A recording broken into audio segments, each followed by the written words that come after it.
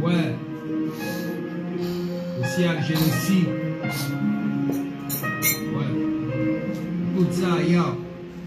Ils ont pris contrôle de nos lives. Décident de ce qu'on boit, ce qu'on mange, qu'on porte, et personne se demande. Pourquoi les jeunes se sentent tous attirés par les bars?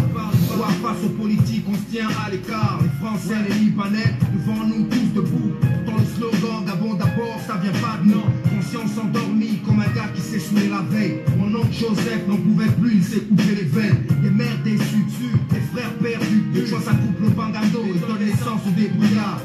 Système scolaire similaire au système judiciaire. Rappeurs s'en sortent et changent leur vie. Les rappeurs changent leur zik pour se mettre dans la tendance, sans savoir qu'ils entretiennent la misère, les fausses croyances. Doucement on meurt.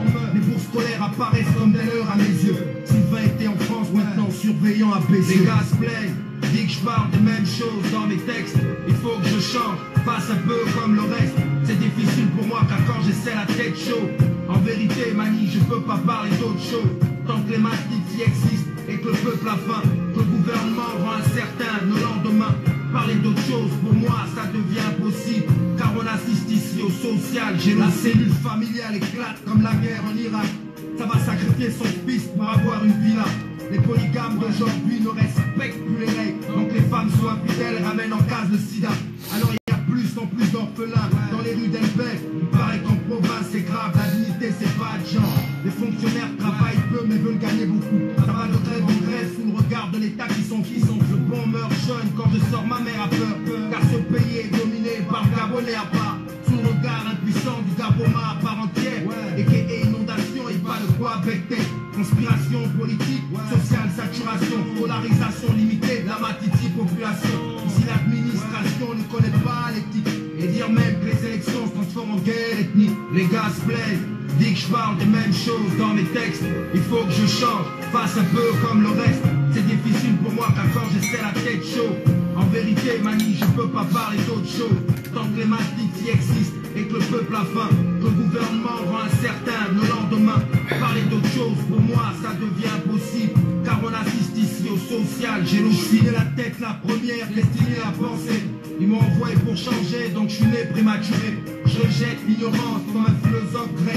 Vu que le pays manque de substance, animal existence, ça fume, ça boit, ça baise, même dans les écoles. Deux planches pour toilette, papier journal pour torcher le cul. L'avenir écorché, plus toucher le but, pas. Les bonnes volontés s'éteignent comme le vrai dans le hip-hop. Les peurs se transmettent comme le VIH dans les rues. Professeurs élèves qui baissent, téléchargés sur le net. Musique politisée, la misère n'est pas télévisée. C'est la bêtise à la une, à la deux, en bref à la télé. C'est pas dur de l'admettre, et là je ne fais que résumer. Grève d'enseignants et les stades, c'est ça ma vérité. Dans tout ça, difficile d'évaluer le BNP, l'honneur national brut. Les gars se plaignent, disent que je parle des mêmes choses dans mes textes. Il faut que je change, fasse un peu comme le reste. C'est difficile pour moi car quand j'essaie la tête chaude. En vérité manie, je peux pas parler d'autre chose. Tant que les mastiques y existent et que le peuple a faim, que le gouvernement rend incertain nos lendemains. Parler d'autre chose, pour moi ça devient impossible. Car on assiste ici au social génocide.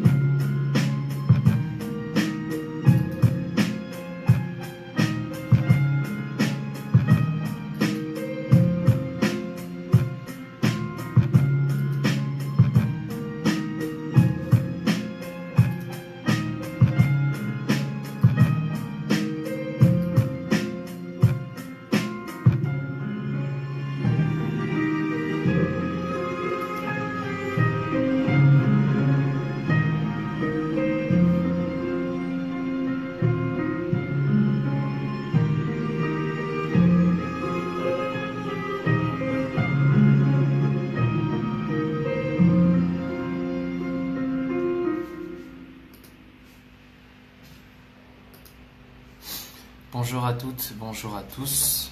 Merci de bien vouloir partager la vidéo pour ceux qui se connectent maintenant. Aujourd'hui, nous allons parler de revenir un peu sur l'actualité du Gabon, mais je vais surtout revenir sur l'actualité du moment, sur les véritables raisons de certaines situations qui se fait constater au niveau du Gabon. Donc, notamment, nous allons parler... Nous allons d'abord revenir sur l'affaire du bébé Ocom. Donc l'affaire de la Gabonaise, Madame Okom, qui a été gracieusement comme quoi libérée par Ali Bongo. Donc nous allons revenir là-dessus. Nous allons parler revenir sur l'affaire Perenco Total, d'accord? Et nous allons parler un peu de l'ascension sociale au Gabon. Donc revenir un peu sur comment pouvoir partir d'un point A à un point B dans l'administration gabonaise. Et ensuite finir sur la grève observée au niveau du Gabon, notamment, pas la grève, les mouvements d'humeur observés au niveau du Gabon, notamment celles enregistrées à la SEG par les populations. Donc ici nous allons faire une analyse des faits, d'accord, avec des éléments que eux-mêmes nous ont mis à notre disposition et essayer de démontrer un peu tout ce qui se passe,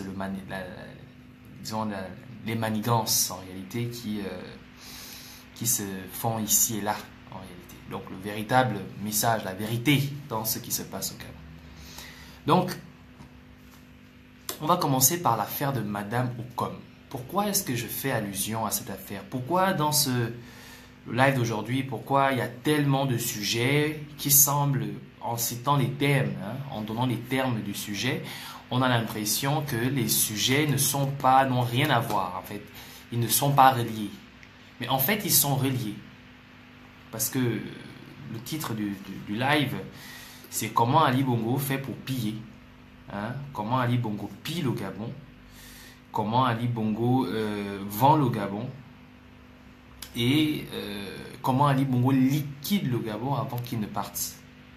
Et donc, c'est tout ça que je vais essayer de vous démontrer comment se fait-il, comment il arrive à vendre, à piller et à liquider le Gabon avant qu'il ne parte.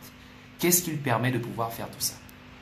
Et donc, voilà pourquoi, d'abord, je vais commencer avec l'affaire de Madame Okom. Vous allez me dire que où est le rapport avec Madame Okom? Enfin, Madame Okom, en elle-même, n'a aucun rapport. Elle a fait son bobé et puis c'est tout, quoi. Il n'y a aucun rapport. Mais le rapport, il est ailleurs. Ici, le rapport, où est-ce qu'il se trouve? Le rapport, c'est comment Madame Okom fait pour sortir de l'hôpital. Ça, c'est très important. Et lorsque je vais venir là-dessus, vous allez comprendre pourquoi je parlerai ensuite de la cruche. D'accord? Après la cruche, je reviendrai alors sur la question du Perenco et autres. D'accord? La société, la vente des actifs de Total à Perenco.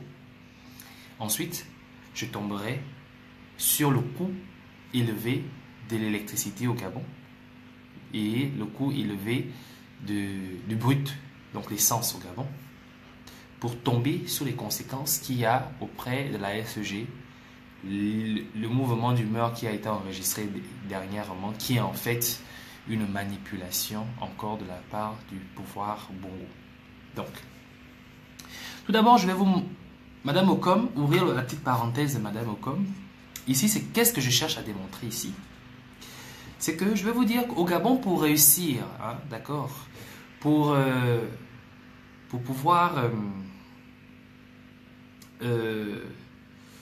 pouvoir s'élever socialement, il n'y a nulle autre chose que faire le culte de la personnalité.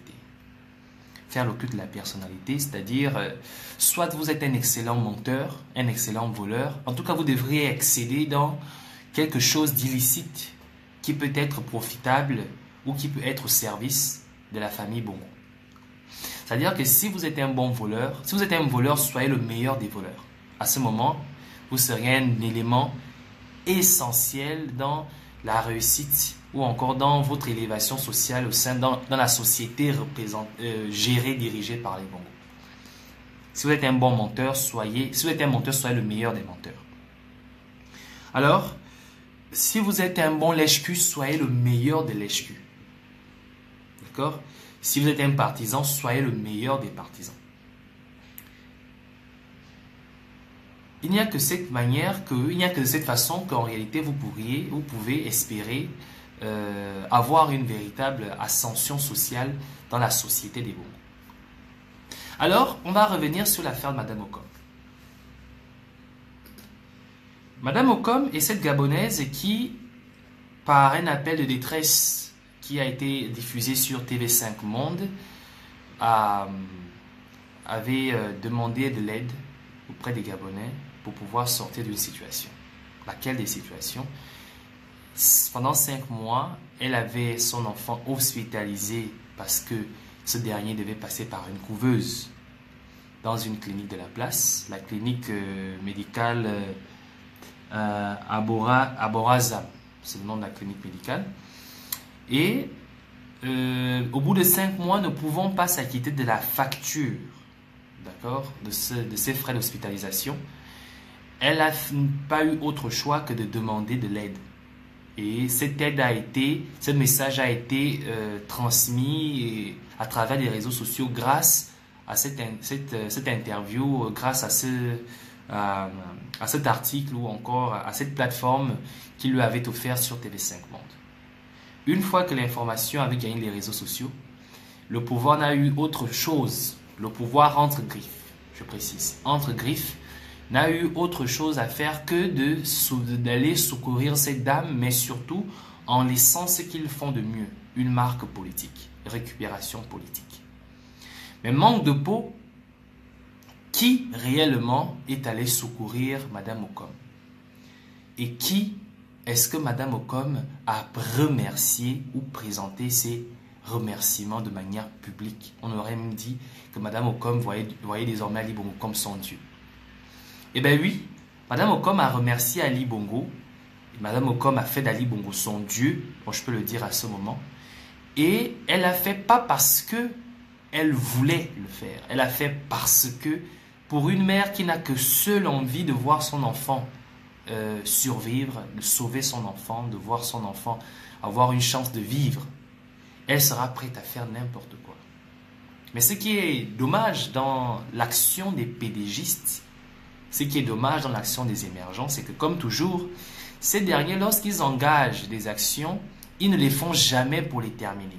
Ils ne les font jamais pour que ça aille dans le bon sens. Le bon sens ici, c'est que ça puisse les permettre réellement d'élever l'équivoque que ces gens ont réellement des objectifs ou encore ont réellement le cœur à la place de leur pierre. Et alors, qu'est-ce qui se passe? Ils ont fait une communication politique autour de cette question, une question sociale qui aurait pu être anonyme, mais surtout qui aurait dû être en fait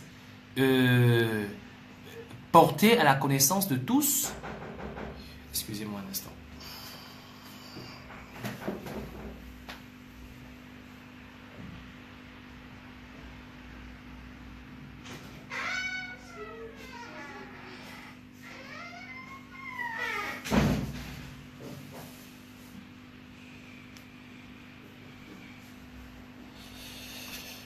Ok, désolé, j'avais...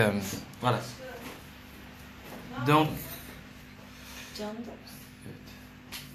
Donc, ce qui se passe ici, en fait, c'est que... Qu'est-ce que je disais?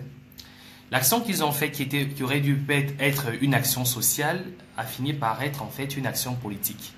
Mais une action politique mal organisée. Parce que rien n'a été pensé, rien n'a été réellement fait dans le but de pouvoir rendre service, mais plutôt dans le but de faire de la récupération politique. Alors, qu'est-ce qui se passe? Monsieur, comment il s'appelle? Le porte-parole ou le représentant de la présidence dite Ali Bongo, qui est allé régler la facture, en réalité, c'était plus le fait que c'est le représentant du chef de l'État qui est allé régler la facture que du fait que c'est une facture qui a été réglée. Est-ce que c'est pas si vous comprenez ce que je veux dire? La communication était plus que le chef de l'État a envoyé quelqu'un régler une facture pour aider Madame Ocom, comme pour dire que c'est le chef de l'État qui écoutait l'appel de Madame Ocom, que c'était plus cette communication qu'on voulait faire que la communication qui était en fait que Madame Ocom a été libérée parce que sa facture a été payée. Non. En réalité, la facture n'a jamais été payée dans son intégralité. Ce qui se passe, c'est que il y a eu un arrangement, un accord qui a été signé au moment du règlement de la facture pour pouvoir permettre à Madame Ocom de sortir de ce cadre en promettant aux médecins, au chef de l'établissement, responsable d'établissement, que l'autre moitié sera réglée.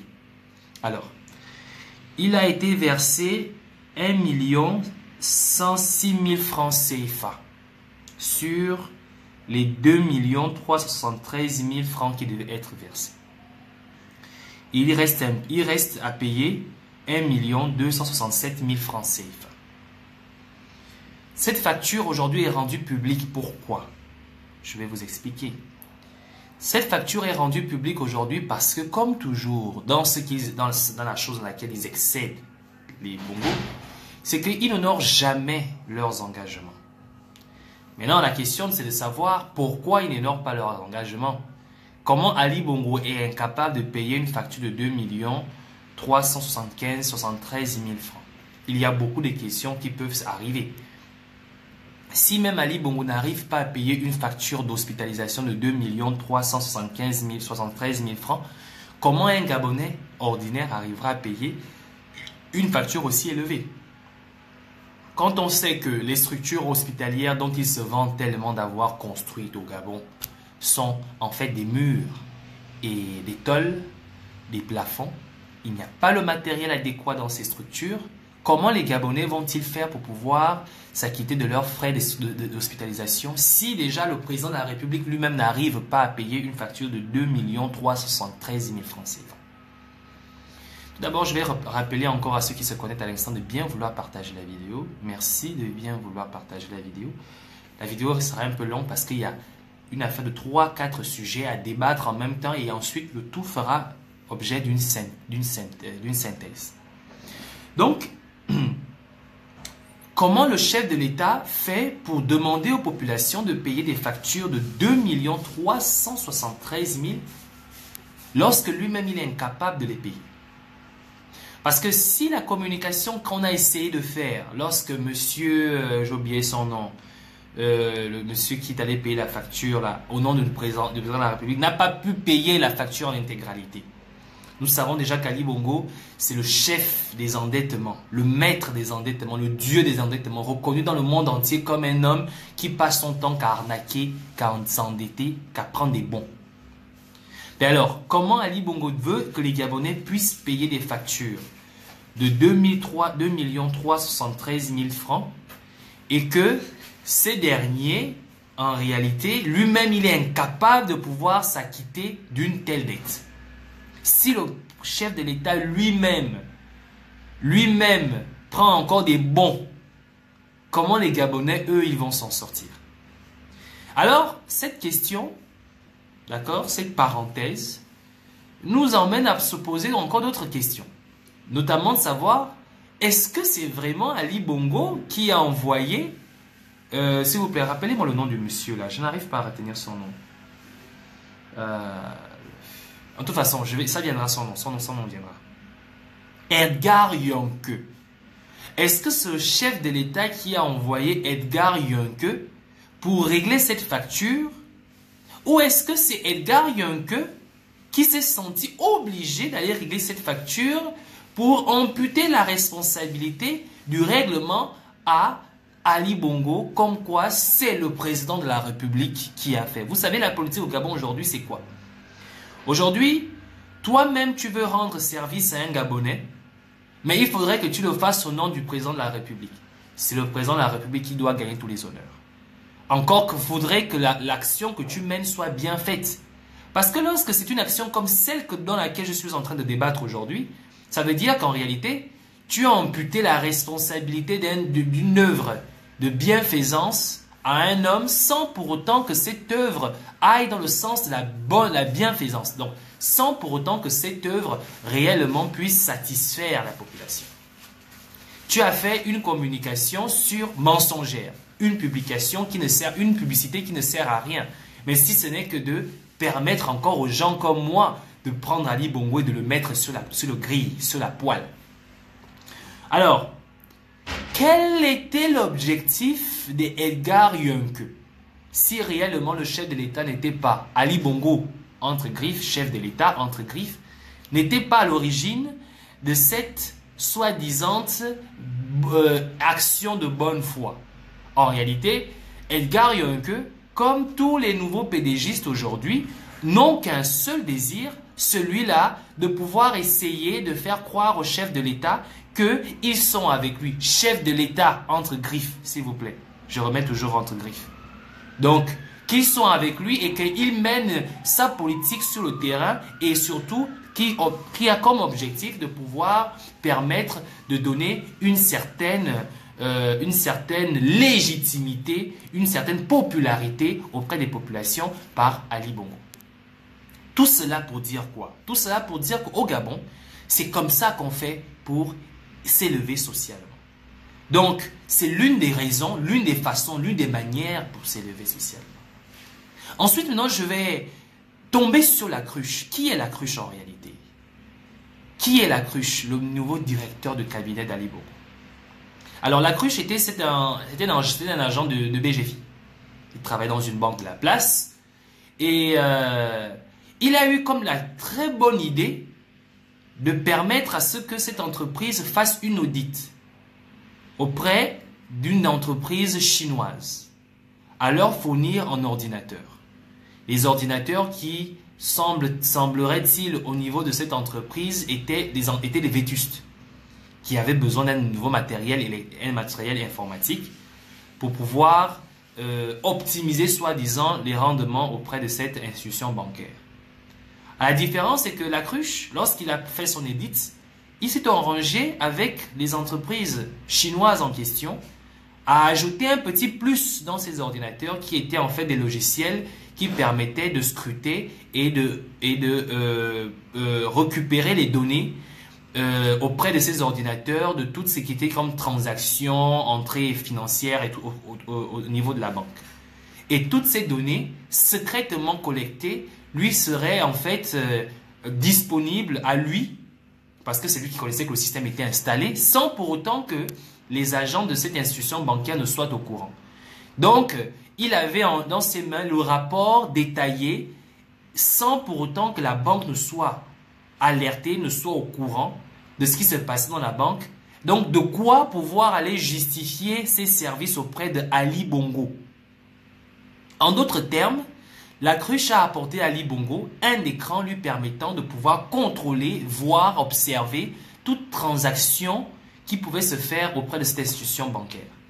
Et c'est ce qui lui a valu cette promotion de directeur de cabinet à la présidence de la République. En d'autres termes, tout à l'heure je vous ai dit que soit vous êtes un lèche-bot, un lèche-cul et que vous êtes le meilleur des lèche-cul et c'est comme ça que vous pouviez accéder ou encore bénéficier de l'ascension au sein de l'administration gabonaise, soit vous êtes un malfaiteur, soit vous êtes un vendeur d'illusions. Les vendeurs d'illusions, ici je prendrai l'exemple de Suleiman Liban, je prendrai l'exemple de Akrombessi, qui sont des ngangas, des vendeurs d'illusions, des charlatans. Si vous êtes un charlatan au Gabon, soyez le meilleur des charlatans.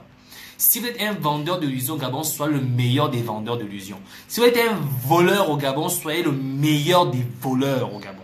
Si vous êtes un menteur au Gabon, soyez le meilleur des menteurs au Gabon. C'est comme ça qu'on fait pour pouvoir arpenter l'échelle sociale au Gabon. Alors la cruche, il a apporté à Ali Bongo ce business, ce truc, qui ça ne fait pas de lui forcément un super informatique. C'est un super informaticien, c'était un bricoleur comme nombreux le sont. Et tout ce qu'il avait, ce qu'on lui a fait, le travail était un produit fini. On lui a montré comment faire pour rentrer, comment faire pour ouvrir le logiciel, comment faire pour lire les données, comment faire pour les collecter, et puis c'est tout. Donc, il a espionné ensuite l'institution bancaire et a apporté les informations à Ali Bongo. Ce qui fait qu'aujourd'hui, le logiciel est toujours en place et il a été installé dans plusieurs autres institutions bancaires au Gabon. Et tout cela est géré, observé, regardé par Ali Bongo dans son bureau et tout. C'est pas que ce sont des génies de l'informatique. En fait, ce qui se passe, c'est que ce sont des jeunes, bon, encore c'est une entreprise chinoise qui fait dans la conception de ce type de matériel, qui a installé cette technologie dans ses ordinateurs, parce qu'il faudrait justement que l'ordinateur soit conçu en Chine pour qu'on puisse installer le logiciel afin de pouvoir continuer à faire ce qu'ils font aujourd'hui. Alors, la cruche est devenue en fait les yeux et les oreilles d'Ali Bongo, ce qui fait qu'aujourd'hui, il est son directeur de cabinet. Donc, comment ne pas pouvoir évoluer? Alors, quand je finis avec la cruche, je vais maintenant tomber sur les raisons pour lesquelles le carburant, les raisons pour lesquelles l'eau, l'électricité n'est pas accessible au Gabon. Je vais vous donner les véritables raisons. Tout d'abord, vous vous rappelez de l'affaire Perenco. L'affaire Perenco où Perenco aurait acheté les parts comment appeler ça?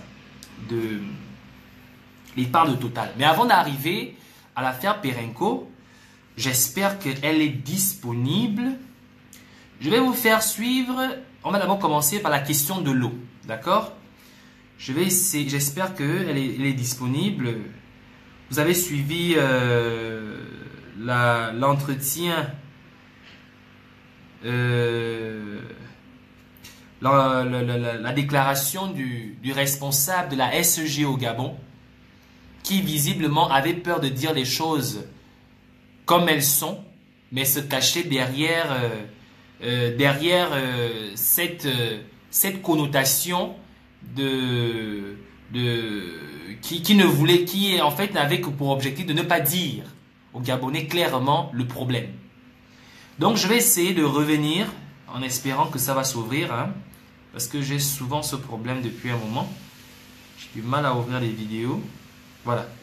On va regarder ensemble pour quelques minutes la conférence de presse, hein, la conférence de presse ici du responsable de la SG au Gabon, je crois, hein, donc qui malheureusement essaie tant bien que mal de cacher le véritable problème au Gabon, aux Gabonais, parce qu'ils connaissent ce que ça va entraîner si les Gabonais venaient à découvrir ou à prendre connaissance de la vérité. Et cette vérité que moi aujourd'hui je vais partager avec vous. Donc on va suivre ensemble l'intervention, hein, de ce monsieur. Mais j'aimerais vraiment que vous suivez attentivement et on revient tout juste pour l'analyse après ça. C'est un bon après-midi. Merci à vous d'être venu à la SEG. Donc je tenais personnellement à faire ce point de presse parce que, comme vous avez vu ce matin, donc, il y avait une délégation de l'association des consommateurs suite, donc j'ai reçu à ma demande association qui a fait un petit mouvement devant la SEG. Donc j'ai pu discuter à notre demande 45 minutes avec eux sur un sujet qui était celui de la desserte en eau potable sur la commune de Libreville. Parce que comme vous le savez, donc, la SEG bien évidemment est toujours ouverte au dialogue. Hein, c'est ce que nous avons rappelé ce matin, et en particulier ouverte au dialogue avec les associations de consommateurs donc, qui représentent les clients de la SEG. C'est d'ailleurs aussi un sujet que j'ai pu aborder avec Madame le maire de Libreville. La semaine dernière, nous avons là aussi eu une réunion avec le souhait de mettre en place une plateforme de discussion sur...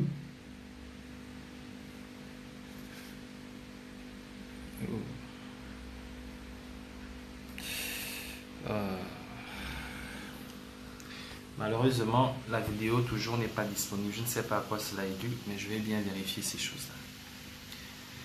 Alors, je vais vous dire très vite de quoi il s'agit. Hein. Ce sera trop long parce que c'est une vidéo qui fait 7 minutes à peu près.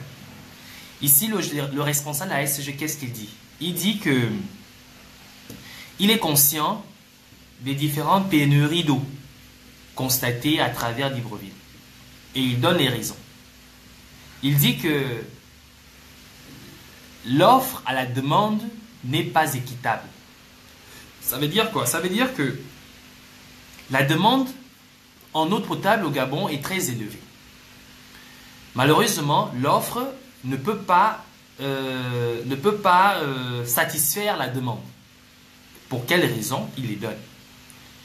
Il dit que la centrale d'Ontoum 6 ne suffit plus par rapport à pouvoir satisfaire l'ordre de demande au niveau de Libreville et Ontoum.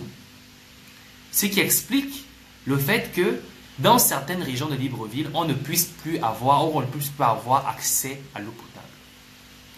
Alors, pour essayer d'y remédier à cela, ce qu'ils ont fait depuis un certain temps, c'est de procéder à des nouveaux forages, notamment 7 forages.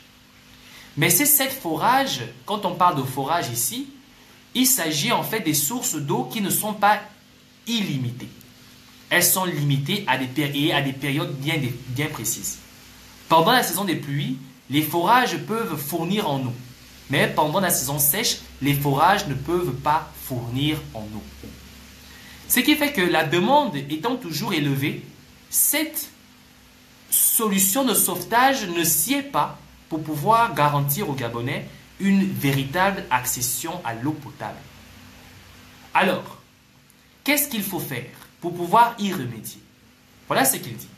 Il serait nécessaire de prévoir, et ils l'ont déjà prévu, ils y travaillent, ils ont fait la proposition de la construction d'une nouvelle centrale de production d'eau potable, qui ne sera pas loin de celle qui est déjà positionnée, mais qui sera positionnée un peu plus loin d'Ontoum pour pouvoir permettre à ce que les populations d'Ontoum aussi puissent en profiter.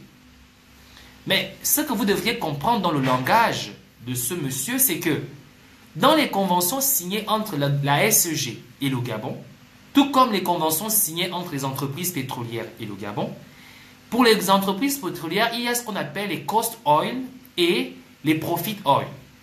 Les cost oil, c'est quoi? C'est ce qu'on appelle, comme je vous l'avais expliqué dernièrement, lorsqu'une entreprise pétrolière vient s'installer au Gabon, cette entreprise pétrolière engage auprès de l'État un permis d'exploitation ou de fouille de recherche pétrolière sur son territoire.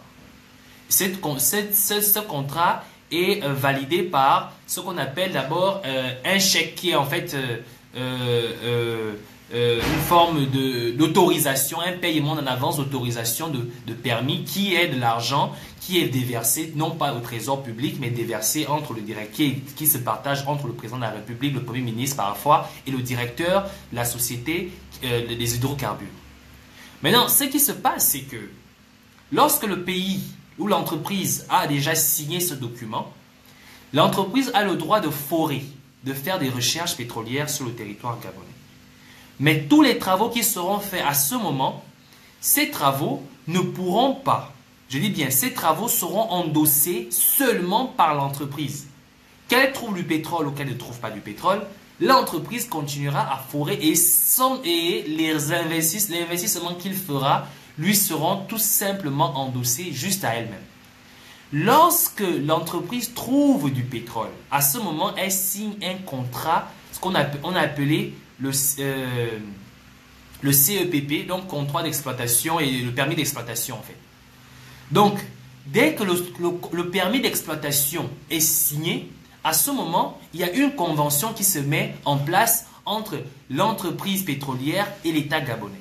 Ce qui veut dire qu'on leur donne ces deux conventions. C'est la convention qu'on appelle le Cost Oil, qui est en fait la convention qui fait que les charges dans l'exploitation, dans la production, seront partagées entre l'entreprise et l'État gabonais. Et ce qu'on appelle les profit oil, c'est-à-dire les bénéfices qui seront aussi partagés entre l'entreprise et l'État gabonais.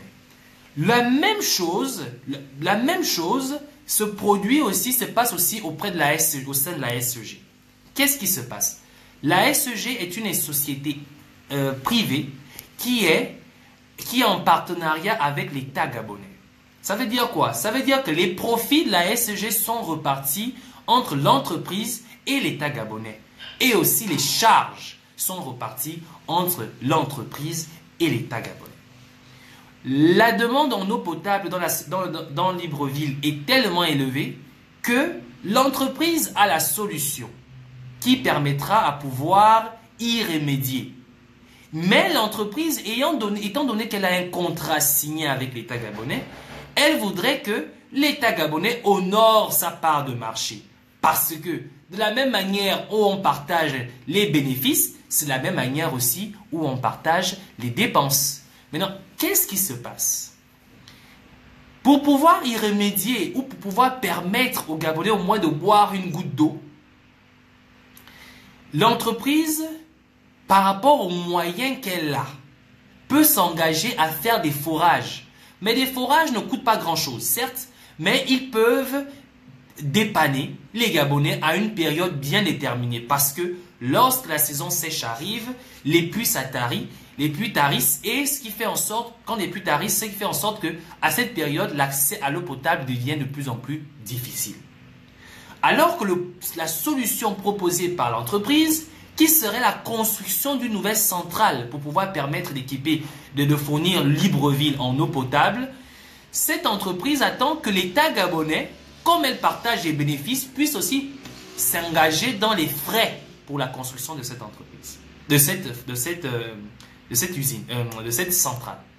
Mais aussi, pour la question de l'extension du réseau d'eau à Libreville, l'État aussi doit participer à ce que les charges soient reparties pour l'extension du réseau d'eau à Libreville. Raison pour laquelle certaines régions ont de l'eau, d'autres n'en ont pas. Ce n'est pas parce que la SCG ne veut pas vous apporter de l'eau, c'est parce que l'arrangement, le traité qui a été fait entre l'État et la SCG, la SCG est prête à honorer ses engagements, mais l'État gabonais ne veut pas suivre.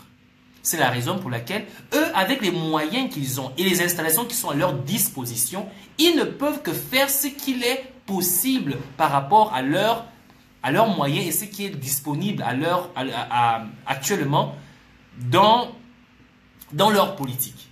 Donc, pour les gens qui, à chaque fois, lancent l'anathème sous la SEG, le problème, c'est parce que lorsque ce responsable parle, il ne parle pas de la position, du positionnement de l'État.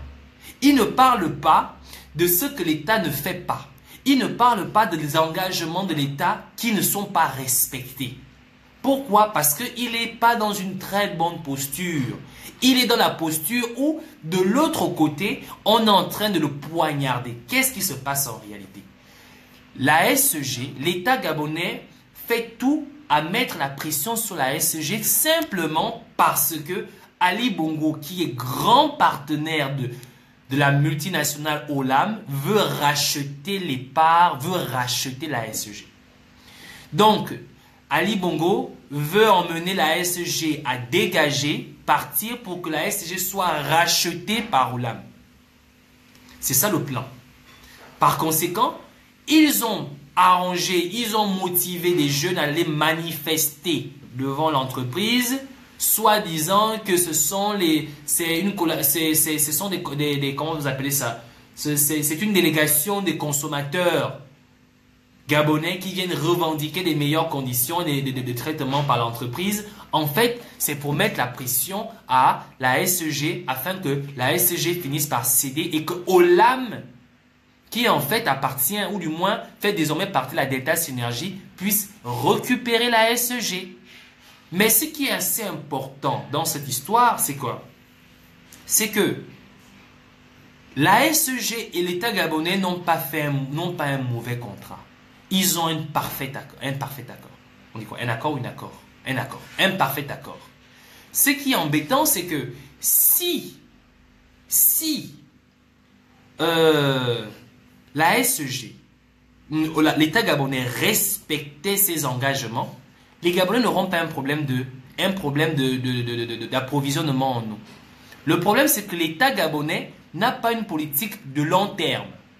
Elle a une politique de court terme, mais j'ai envie de dire qu'elle n'a aucune politique en fait. L'État gabonais n'a jamais eu de politique de long terme. Depuis l'arrivée d'Ali Bongo, nous ne sommes même plus en politique de court terme, nous sommes simplement à plus de politique. Tout est mis en place pour affamer le peuple gabonais, mais surtout pour assurer leur rendement personnel.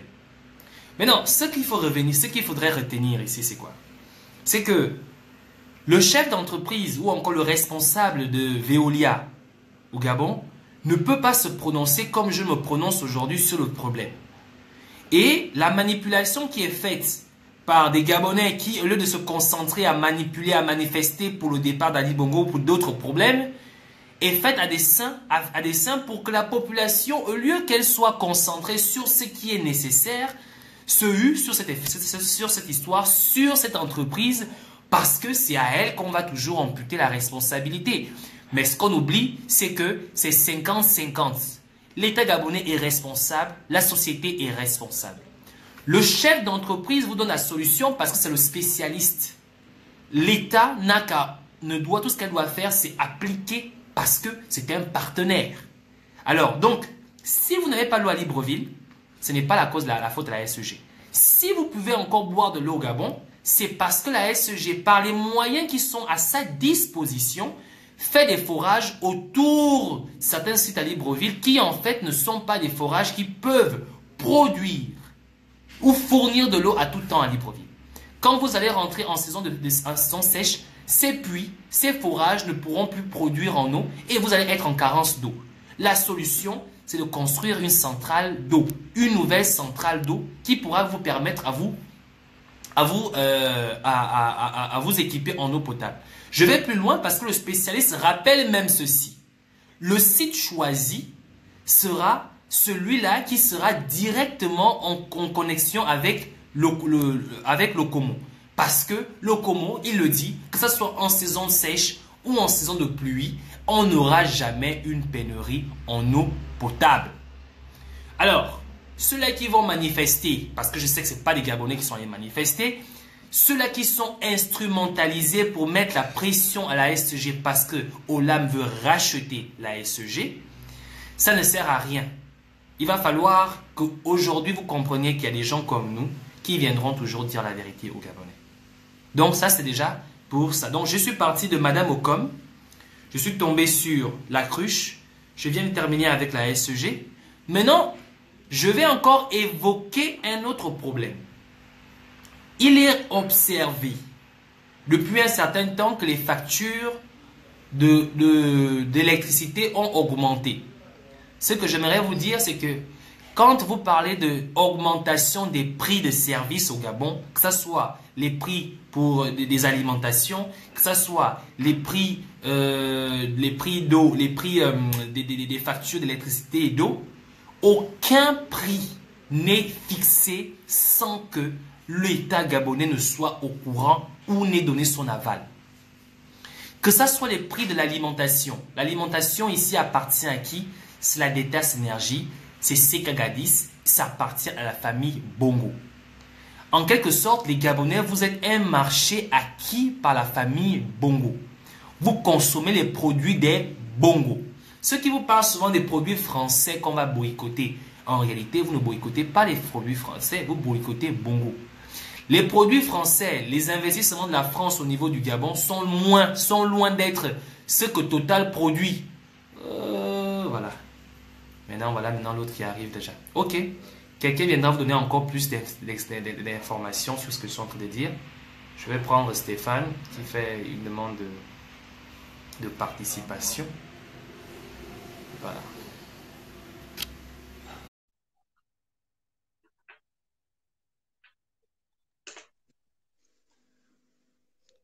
Bonjour, parfait. Bonjour tout le monde. Bonsoir, le rescapé. Tu as les cheveux coupés là? Oui, j'ai tout coupé. Il faut quand même à un moment donné tout enlever. C'est pas le new look que j'ai déjà eu ce look-là, donc ça va. Ok. Donc, Steph, comme ça, je vais juste récapituler. Hein. Ici, je cherche à faire une analyse sur comment la nouvelle stratégie qu'Ali Bongo a trouvée pour piller le Gabon avant de partir, parce qu'il est sûr et certain qu'il va partir. Et j'ai décidé de faire un peu le tour de l'actualité, notamment d'abord montrer aux Gabonais comment on fait pour pouvoir accéder à l'échelle, à la plus haute échelle au Gabon dans l'administration, qui est en fait deux choses. Soit tu es un bon menteur, soit tu es un bon voleur, soit tu es un excellent manipulateur. Donc, Je suis parti de la fameuse facture impayée en réalité de Madame Ocom, dont les émergents cherchaient à faire une communication en disant que c'est le chef de l'État qui a payé cette facture. Mais en réalité, lorsqu'on revient sur l'histoire, c'est que comment Ali Bongo fait pour payer de moitié une facture de 2 373 000 francs CFA? Alors, si Ali Bongo est incapable de payer une facture de 2 375 000 francs CFA, comment les Gabonais lambda, le Gabonais moyen fera-t-il pour pouvoir payer une facture de 2 375 000 francs CFA? Et ce qui est important, c'est que la facture a été payée de moitié, mais cette facture se retrouve sur Internet. Pourquoi cette facture se retrouve sur Internet? Ça, c'est très important. Des questions qu'on peut se poser. Ça veut dire que le responsable n'est pas rentré dans ses dus. Et il n'a trouvé autre chose que de publier sur Internet afin de pouvoir démontrer et montrer aux yeux de tout le monde encore la méchanceté, le mensonge des PDGistes. Mais ce qui est encore aussi important à comprendre dans ce qu'on a vu, ce qu'on peut encore remarquer dans cette analyse, c'est que est-ce que c'est réellement Ali Bongo qui a déboursé l'argent pour pouvoir payer cette facture? Ou est-ce que c'est encore la bonne idée des pseudos émergents, des gens qui veulent montrer tellement à Ali Bongo qu'ils sont à sa disposition et qu'ils peuvent tout faire pour le maintenir ou surtout pour faire de la com autour de sa personne? Malheureusement, cette com a été très mal faite parce qu'aujourd'hui, le véritable message, c'est que Ali Bongo est incapable de payer une facture de 2 373 000 francs CFA. Si lui ne peut pas payer, comment les Gabonais pourront payer? Et en plus, il a fui. Parce que c'est ce que ça veut dire. La facture se retrouve sur Internet, c'est parce que Ali Bongo est incapable de payer. Ça, c'est la première chose. Ensuite, je suis revenu sur notre sujet de M. Lacruche dont on avait discuté dernièrement. Montrer un peu comment Lacruche fait pour quitter de là où il était pour se retrouver aujourd'hui directeur de cabinet. Comme je l'ai dit, lorsque tu excèdes dans quelque chose d'illégal, en fait, c'est comme ça que tu fais pour réussir au Gabon. Et ensuite, je suis revenu sur la question de la SEG. Ici, le responsable de la SEG a expliqué les raisons pour lesquelles ils n'ont pas accès à l'eau potable. En fait, ce qui se passe, c'est que lorsque l'entreprise gabonaise, la SEG, signe un contrat avec l'État gabonais, il y a une partie des responsabilités, comme ça se fait dans les entreprises pétrolières, qui se repartit entre l'État et l'entreprise. L'entreprise gère la distribution, gère le service, mais l'État participe dans ce qui est infrastructure, construction, augmentation du réseau, comment dire ça, extension du réseau, du réseau de fournition en eau potable et tout.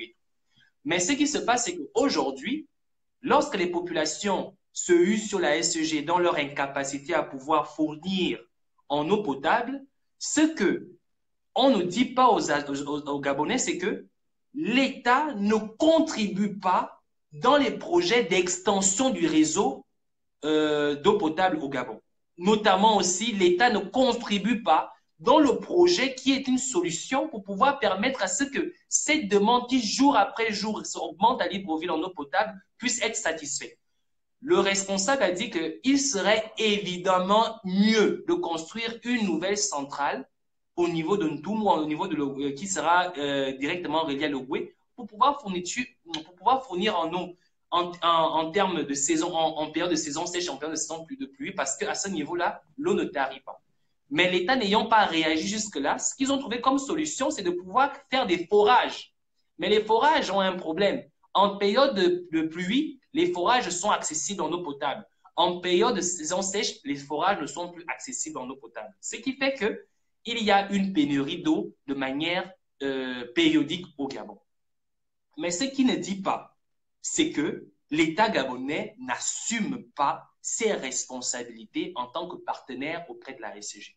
Et cet État gabonais, par Ali Bongo, instrumentalise des jeunes aujourd'hui pour aller manifester devant le siège de la SEG, tout simplement parce que ce dernier a comme objectif, comme projet, de racheter la SEG par l'entreprise Olam, qui est en fait, quand on dit Olam au Gabon, c'est Ali Bongo. Il n'aura plus de problème, ce sera géré et l'entreprise ne pourra plus continuer à être cette entreprise qui peut à tout moment vendre la mèche en disant ouvertement que l'État gabonais n'arrive pas à assumer ses responsabilités. Donc, c'est déjà, je t'ai fait un peu le résumé de tout ce que j'ai déjà dit depuis que j'ai commencé. Si tu as quelque chose à dire par rapport à ça, tu as la parole. Voilà. Ok, bon, je vais commencer par la fin. Je vais commencer par le problème de la SEG. Déjà, il faut dire que aujourd'hui, c'est toujours la population qui est, comme on dit souvent en français, le dindon de la farce. C'est-à-dire vraiment, c'est vous qui êtes les mougous, en fait, pour parler simple. C'est toujours les populations qui sont les mougous. Soit les mougous de la SEG, soit les mougous de l'État. En réalité, ce qu'il faut savoir, c'est qu'en 2025, l'eau, ce sera la prochaine bataille planétaire. Avant, il y avait l'énergie. Aujourd'hui, on est en train de trouver des solutions sur l'énergie, hein, avec les énergies renouvelables. Maintenant, ils sont passés à autre chose au niveau international, c'est l'eau. Parce que la quantité d'eau potable qu'il y a sur toute la planète est très limitée. Les gens ne le savent pas, hein, mais c'est très limité. Et il y a beaucoup de pays qui ont déjà épuisé la quantité d'eau potable de leur sol parce qu'ils puisent en continu et qu'ils ont des populations toujours grandissantes avec beaucoup de gaspillage. Nous, on a la chance dans les pays africains que déjà on est sur des sols qui ont beaucoup d'eau. Déjà, il faut le savoir. Grâce à la mer que nous avons, il y a des sources d'eau également qui sont des sources d'eau directement utilisables, hein, dans les montagnes, dans les plateaux du Haut-Ogooué, même aux abords de Libreville. En tout cas, nous avons un énorme potentiel en eau et donc il faut savoir que beaucoup de pays lorgnent l'Afrique aujourd'hui et achètent des terres parce que à partir de 2025, ça va être la guerre entre certains pays. J'avais déjà donné une information que l'Arabie Saoudite, par exemple, pour produire son eau, a déjà commencé à drainer des glaciers du pôle Nord pour pouvoir ensuite les faire fondre sur les berges de l'Arabie Saoudite et les transformer en eau potable. Des pays comme Israël puisent aujourd'hui dans l'eau de mer, transforment l'eau de mer en eau potable, aussi bien pour la consommation que pour l'agriculture. Donc, sachez que l'eau est une bataille très, très importante de ce siècle. À partir de 2025, en tout cas, c'est la bataille de toutes les batailles. Maintenant, en quoi est-ce que nous, les populations africaines, en ont les mougous? Parce que nous avons l'eau sous le sol. À moins de 8 mètres de profondeur, nous avons une eau qui n'est pas polluée. À la différence des pays dits industrialisés qui ont pollué leur nappe phréatique avec leur industrialisation à outrance. Nous, notre nappe phréatique n'est pas encore polluée parce qu'on n'avait pas de grosses industries.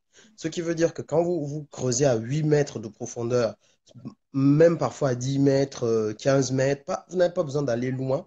Quand vous êtes à Libreville, Port-Gentil ou toute autre ville, vous avez de l'eau de source quasiment que vous pouvez puiser. Alors, vous allez la puiser, elle est sale quand vous allez la regarder. Et puis, ça dépend en plus d'où vous creusez. Mais elle est sale, mais sale ne veut pas forcément dire impropre à la consommation. Donc, ce qui se passe dans la plupart des pays africains aujourd'hui, vous pouvez le constater ou demander aux gens qui sont installés là-bas, c'est qu'au lieu de compter sur les sociétés nationales, les gens ont décidé de faire eux-mêmes des forages parce que les gens s'organisent.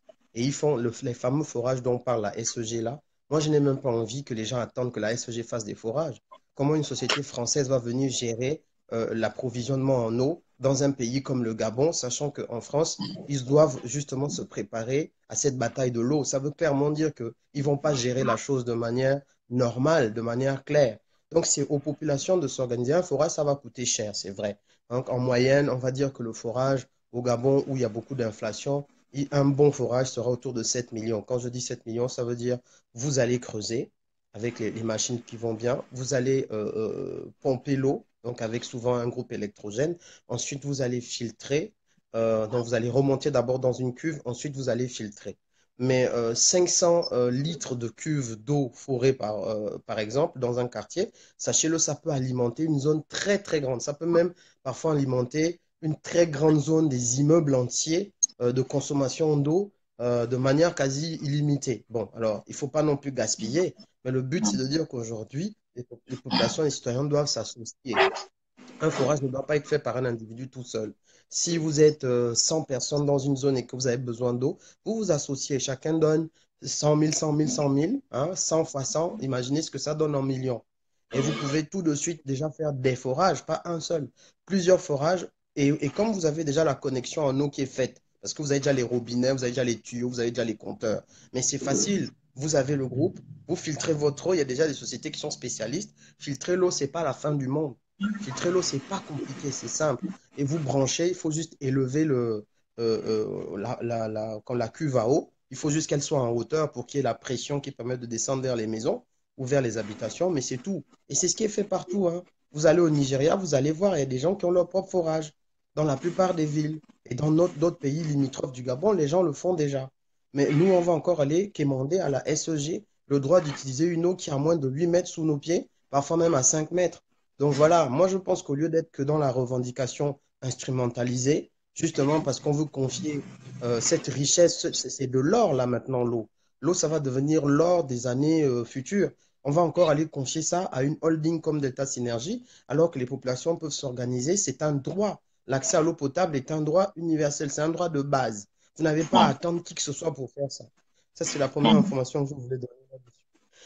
Je ne sais pas si tu voulais commenter, mais ensuite, je veux passer à la manière de devenir une personne importante dans un système autocratique ou dictatorial tel que le nôtre. Effectivement, en fait, le but, c'est que le système il va toujours vouloir passer le message à la population que pour réussir, il y a un seul canevas, c'est eux, en fait. Donc, c'est ça, c'est vous nous rendez des services, vous acceptez d'être formaté tel que nous on veut. À partir de ce moment, vous allez devenir riche. Voilà le message que le système veut passer. Et ce message, on doit le contrecarrer, on ne doit pas l'accepter.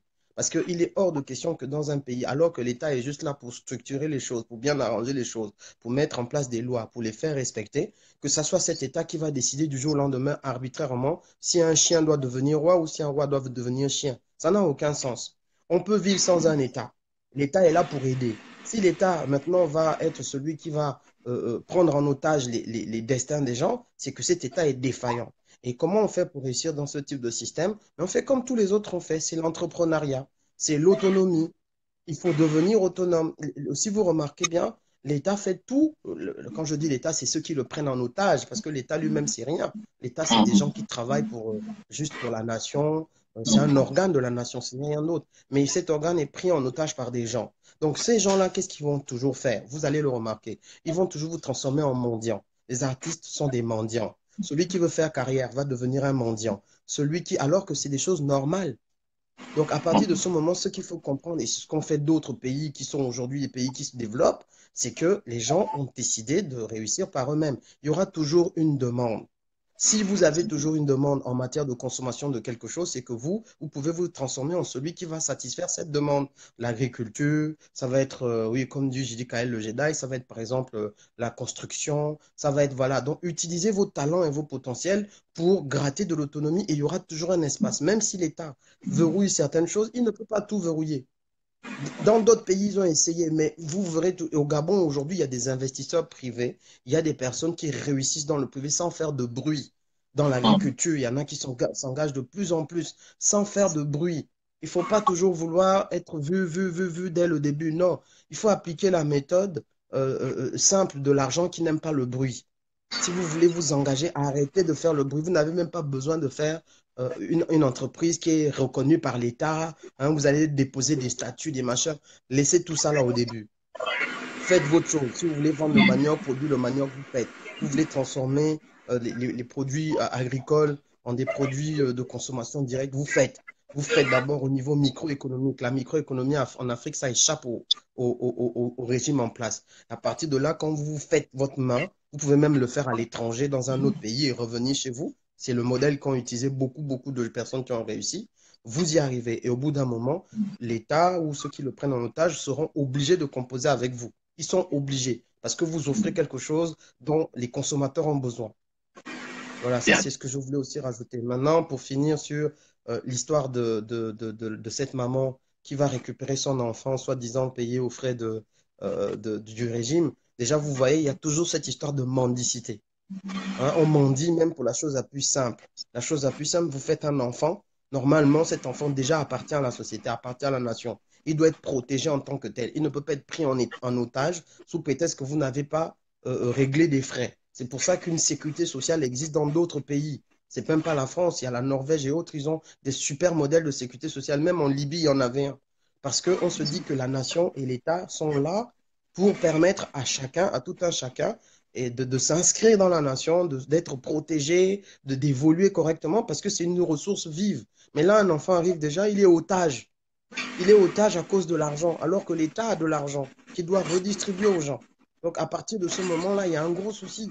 Et donc, la maman est réduite, encore une fois, à la mendicité. C'est du kunabélisme sur la santé. C'est-à-dire que le kunabélisme devient le mode de gouvernance des régimes qui ne veulent pas que leur population se développe. Il faut que vous soyez kunabélisés. Vous allez demander les choses les plus basiques de la vie. Comment un enfant, dès sa naissance, peut être otage parce que sa maman ne peut pas régler des frais alors que l'État est riche, mais que les richesses sont mal réparties. Et qu'on s'en remet à des cagnottes litchi, vous imaginez un peu dans la psychologie de cet enfant lorsqu'il va apprendre que pour être libéré, de ses premiers jours de vie, il a fallu que les gens se cotisent sur litchi ou bien qu'un Edgar Yonke qu'on ne connaît même pas ou qu'on connaît tristement et célèbrement triste puisse aller donner la moitié. C'est-à-dire qu'il a même pas, cet enfant n'a même pas une valeur de 2 millions en fait. Il n'a même pas de valeur. Le gars, il a la valeur de la moitié d'un. Moi, je dis, hein, moi, je me suis même dit à un moment, pour pousser le cynisme plus loin, le médecin aurait pu aussi décider, puisque c'est l'arbitraire, de donner la moitié de l'enfant correspondant à 1 million. Et il dit, je garde l'autre moitié ici. Comme ça, le jour où vous allez venir régler les autres 1 million, je vais vous donner toute la partie restante de l'enfant. Mais on est où là? C'est exactement dans cette situation où on est. Un être humain qui a une valeur à moitié ou qui n'a pas de valeur du tout. En fait, ce que moi, je vais ajouter là-dedans, c'est qu'on se pose des questions. Si Ali Bongo est incapable de payer 2 millions de frais d'hospitalisation, ça veut dire que quel est le Gabonais qui pourra les payer? Parce que soit Edgar Yonke s'est lui-même précipité d'aller rendre service, au lieu de faire une action humanitaire, il s'est empressé de donner le droit de bonne foi, de bonne volonté à Ali Bongo, sachant très bien que après ça, ce dernier ne pourra pas honorer cet engagement. Parce que là, on dira que c'est Ali Bongo qui n'a pas payé une facture de 2 375 73 000 francs CFA. C'est clair, il n'a pas payé. Parce que si le médecin aujourd'hui publie cette facture sur Internet, c'est parce qu'il veut montrer au peuple gabonais que je me suis tué parce que je pensais rentrer dans mes frais, mais finalement, en fait, je me suis fait arnaquer. Beaucoup de personnes ont condamné le médecin parce qu'il aurait gardé l'enfant en otage. Mais ce que les gens n'ont pas compris, c'est que le médecin a des factures à payer. Il y a une structure à faire fonctionner. Le temps que l'enfant a été dans cette couveuse, il aurait pu permettre qu'un autre enfant où la personne devait payer comptant puisse être dans cette couveuse. Il a accepté de sauver cet enfant sans avoir reçu au préalable un centime. Quand on sait qu'au Gabon aujourd'hui, vous arrivez en urgence, tant que vous n'avez pas signé un document de décharge, on ne peut pas vous prendre, on ne peut pas vous recevoir. Alors, qu'est-ce que ce médecin a fait de mal si ce n'est que d'accepter de sauver d'abord une vie et ensuite rentrer dans ses dus? Mais aujourd'hui, non seulement qu'il a accepté de sauver une vie et de rentrer en plus tard dans ses droits, il se fait arnaquer, mais pas par n'importe qui, par le soi-disant chef de l'État. Parce que jusqu'à preuve du contraire, Edgar Yonke a dit qu'il venait de la part du président de la République, entre griffes. Il n'a pas dit que moi, en tant que Gabonais, je viens rendre service à une Gabonaise avec le peu de moyens que je peux avoir. Voilà pourquoi l'humilité est souvent importante. C'est ce que je pouvais apporter. Si d'autres Gabonais peuvent aussi faire quelque chose, ils le feront. Mais la maman s'est empressée d'aller sur Internet, je comprends, c'est une mère, à remercier le chef de l'État, à cracher sur les autres médias, soi-disant qui n'ont pas pu faire le relais. Mais ce qu'on ne comprend pas, c'est que, ce qu'elle ne sait pas, c'est que même dans la diaspora, les gens s'étaient déjà organisés pour l'aider. Mais c'est à cause de sa façon de faire les choses qui n'a pas été forcément bien perçue par certaines personnes que les gens ont abandonné. Maintenant, la question de savoir, c'est qu'est-ce qu'il va se passer? Est-ce que la maman va retourner à l'hôpital? Est-ce que Edgar Yonke viendra payer l'autre part de la facture? Puisque ce qui est évident, c'est que après que cette facture ait été téléchargée sur Internet, je ne vois même pas Edgar Yonke revenir payer, puisque ça, c'est leur truc. Ils ont des dettes dans tout le Gabon, ils ont des dettes dans le monde entier. Donc, désormais, ce que nous devons dire, c'est que ces 1 million d'impayés là, ce qui reste à payer là, ça rentre dans la dette intérieure du Gabon. Parce que si Ali Bongo avait construit les hôpitaux, comme il dit, il aurait équipé ces hôpitaux. Quand on parle de couveuse, une couveuse ne coûte pas 2 375 000 francs. Je pense qu'avec 2 375 000 francs, on peut avoir au moins 2 ou 3 couveuses. Alors, si Ali Bongo avait équipé les hôpitaux publics avec des couveuses, je pense que non seulement ça n'aurait pas permis de servir à un seul bébé pour un moment bien précis, mais ça aurait permis de servir à des milliers de bébés pendant au moins 5 à 6 ans. Encore, on me dit encore sur... Oui. Avant que tu n'avances sur ce propos, je vais revenir dessus aussi. Moi, je voulais d'abord lancer un défi aux Gabonais que nous sommes. Lancer un défi aux amis des Gabonais qui regardent cette vidéo. À un moment donné, il faut qu'on comprenne que on ne peut pas compter sur un régime dont le but est de nous rendre des mendiants pour s'en sortir. Pour tous les problèmes qu'on va avoir désormais, il faut qu'on réfléchisse bien à ça. On ne peut ni continuer dans la mendicité, ni continuer tout le temps dans la main tendue, demander, quémander. Moi, je vous lance un défi. Imaginons, revenons sur l'affaire de l'eau. On se dit que pour creuser un forage, il faut dans les 7 à 10 millions. Prenons le cas extrême, 10 millions. Dans d'autres pays, c'est même 3 millions. 10 millions de francs CFA.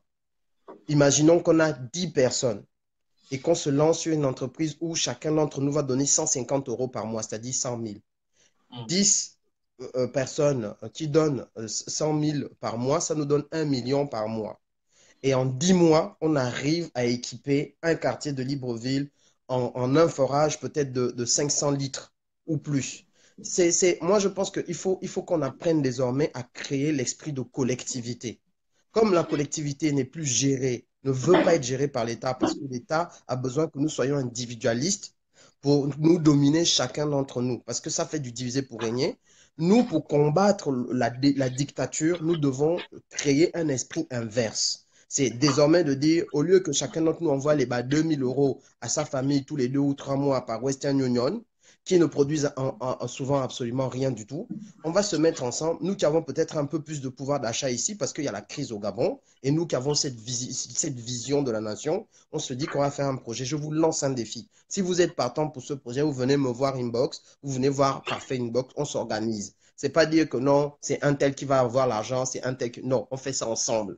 On se met ensemble. On dit, dans 10 mois, on va équiper. Ça veut dire qu'à la fin de l'année 2018, si on est efficace et si on est nombreux à donner 100 000, on sait qu'il y a un quartier de Libreville ou un quartier donné du Gabon, on choisit n'importe, qui va avoir de l'eau. Qui va avoir de l'eau. Et ne me dites pas que non, l'État va empêcher. L'État ne va rien empêcher du tout. Parce qu'aujourd'hui, il y a déjà des gens qui ont des forages d'eau chez eux. C'est juste une question de moyens. C'est juste une question de moyens. Donc, on se retrouve inbox. Vous venez, vous dites, voilà, on s'organise. Je pas un truc où on fait ça à la hâte, à la va-vite. Hein, non, mais moi, je donne. C'est pas l'argent, un projet. Un projet, c'est d'abord l'organisation et une vision. Nous avons dit que l'activisme, la nouvelle forme d'activisme aujourd'hui, c'est pas juste un activisme de revendication. C'est un activisme de solution. Et les solutions sont entre nos mains. On n'a plus à quémander et à accepter le kunabélisme qu'on veut nous imposer. Ça, c'est de un. Bon, maintenant, pour revenir à l'histoire de l'enfant, mais je veux dire, j'ai trouvé ça choquant que les gens ne soient pas choqués.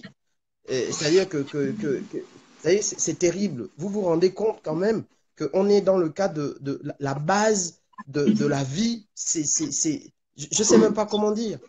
Vous êtes sur Terre, la vie n'a pas d'égal en termes de valeur, il n'y a pas d'égal. Et on se retrouve dans un truc où la vie d'un enfant, c'est-à-dire l'avenir du Gabon, est bradée comme ça sous nos yeux. Et il y en a plein qui ont pris ça en mode, il y a Ali ceci, il y a Ali cela, mais on n'a rien à foutre de ces conneries. On est en train de parler d'une chose fondamentalement importante, c'est la vie humaine. Et aujourd'hui, on est dans un pays où la vie humaine n'a de valeur, ni pour les personnes qui donnent cette vie humaine, ni pour des personnes qui sont censées gérer le vivre ensemble, ni pour des personnes qui sont censées être des personnalités publiques. Je m'en fous de part et d'autre, opposition comme majorité. C'est incroyable. Et c'est ça, en fait, l'ampleur de la tâche qu'on doit accomplir, nous, en tant que personnes qui voulons changer les choses. C'est qu'il faut qu'on réapprenne aux gens à donner de la valeur à la vie. Si un humain sur Terre ne donne pas de la valeur à la vie, ne lui demandez même de rien faire. Ça ne sert à rien. Laissez tomber. Parce que si le pain, si le maïs, si le pétrole a plus de valeur que votre vie humaine, ça ne sert à rien. Vous êtes déjà bon à être le dernier de la classe. Exact. Bon, moi, je m'arrête là. Je ne voulais pas rester trop longtemps. Je m'arrête là. Je vais aller. Je pense qu'il y a Laurence Ndong qui doit être en live aussi là tout à l'heure. parce qu'elle a un rendez-vous. Je crois qu'elle a désormais un nouveau rendez-vous. J'ai vu passer le truc. Donc, je vais aller un peu écouter ce qu'elle a à dire parce qu'en général, quand elle parle, en général, il y a souvent des messages intéressants. Donc, voilà, je te laisse continuer le live et je remercie tous ceux qui nous ont suivis. Ouais. Ok, donc merci encore Steph d'avoir participé. Donc moi aussi bientôt je vais arrêter. Je vais juste conclure en disant ceci. Par rapport à tout ce que nous voulons faire, hein, ce qu'on veut faire comprendre aux Gabonais ici, les travaux, les actions que nous essayons de mettre ici aux Gabonais, c'est que, comme le disait Steph tout à l'heure, ce qui devrait choquer les Gabonais, en fait, ne les choque pas. Hein. C'est assez incroyable. Mais on ne veut pas se contenter d'être choqué. On veut aujourd'hui prendre notre vie en main. On veut aujourd'hui prendre notre vie en main. On veut arrêter de se plaindre même pour des choses que nous-mêmes des solutions que nous pouvons nous-mêmes apporter dans notre vie. Et c'est dans ce sens-là que Steph a abordé par rapport à la question de l'eau au Gabon. C'est vrai que lorsqu'on parlera de forage, on parlera de ceci et cela, il est vrai que quelque part, les gens se poseront comment on fait pour s'organiser. Et comment on fait pour s'organiser, là, vous viendrez soit en inbox, soit avec Stéphane, soit avec moi. On vous dira comment on veut faire ou comment on peut faire pour s'organiser sur la question de l'eau potable. Bon, maintenant, pour revenir sur les gens qui à chaque fois facilement se laissent emporter par l'émotion parce que, soi-disant, Ali Bongo aurait fait ceci ou Ali Bongo aurait fait cela. Ce que je veux vous dire, c'est que revenez sur un monde normal. Un monde normal voudrait que lorsqu'on on met à votre disposition un centre hospitalier dit de révolutionnaire du futur, comme ceux qui vous ont construit soi-disant à Libreville, il ne devrait pas manquer ne fût-ce qu'une couveuse. Mais s'il n'y a pas de couveuse, à quoi ça sert ce centre hospitalier? À quoi ça sert ces murs? À quoi ça sert ce béton? On vous a dit dernièrement que Ali Bongo venait à chaque fois récupérer, il y a une voiture qui partait de la présidence pour récupérer toutes les entrées qui se sont faites au sein du centre hospitalier. En d'autres termes, ça veut dire quoi? Ça veut dire que cet hôpital qui est censé être un hôpital public, qui doit déverser de l'argent auprès du trésor, ne verse pas cet argent auprès du trésor, cet argent va à la présidence. Par conséquent, comme l'est l'hôpital militaire, l'hôpital universitaire, en fait, est une énorme clinique construite par l'État gabonais au service d'Ali Bongo. Vous comprenez ce que ça veut dire? Ali Bongo, désormais, peut se vanter d'avoir une énorme clinique construite par l'État qui lui a été léguée comme héritage par les Gabonais. Donc, je ne viens pas seulement pour la critique, mais je viens aussi pour la réalité. La réalité, c'est que lorsque vous seriez dans ce genre de situation, je comprends la mère qui voulait sauver son enfant. Mais je vous demanderai aux Gabonais aussi de rester, avoir un minimum de cohérence dans le tête. Lorsque vous seriez toujours dans ce genre de situation, restez dans la cohérence. En dépensant 2 millions de francs CFA pour soi-disant régler une facture qui n'a même pas été réglée en intégralité, on aurait pu dépenser d'argent pour acheter des couveuses. Mais Ali Bongo n'est pas dans l'optique de vous équiper ou de vous rendre indépendant. Il est dans l'optique de vous rendre dépendant de lui. Et maintenant, il va falloir que nous commencions à travailler. Donc, comment pouvoir être indépendant? C'est vrai que dans la question de la vie humaine, dans la question médicale, on ne peut pas dire aux Gabonais, venez, on va s'arranger à acheter des couveuses. Ça, je peux donner ce projet, mais comment est-ce qu'il pourra être réalisable? Comment est-ce qu'il pourra être applicable? Ça, c'est à nous de voir. Mais maintenant, le minimum qui est l'accès à l'eau potable, ça, les Gabonais peuvent s'organiser pour ça. Les Gabonais peuvent s'organiser pour ça. Et c'est dans ce sens-là que je dis, venez voir Stéphane en inbox, venez nous voir, on va discuter et voir dans quelle mesure les Gabonais, nous pourrions nous mettre ensemble pour ça. Et lorsqu'on vous donne un défi, en réalité, le défi n'est pas pour dire que vous avez l'incapacité de le faire. Le défi est dans le sens où on veut vous faire savoir que si réellement vous êtes prêt à prendre votre indépendance, il va falloir que vous vous battiez pour ça. Il va falloir que vous vous mettiez ensemble, il va falloir que vous vous acceptez que désormais, sans sacrifice, on ne peut atteindre aucun objectif. Donc, je ne vais pas être plus long. C'est là où je vais m'arrêter dans ma vidéo. Je vous remercie de m'avoir suivi. Je vous demande de partager ce live, mais surtout, de réfléchir comment pouvoir devenir indépendant.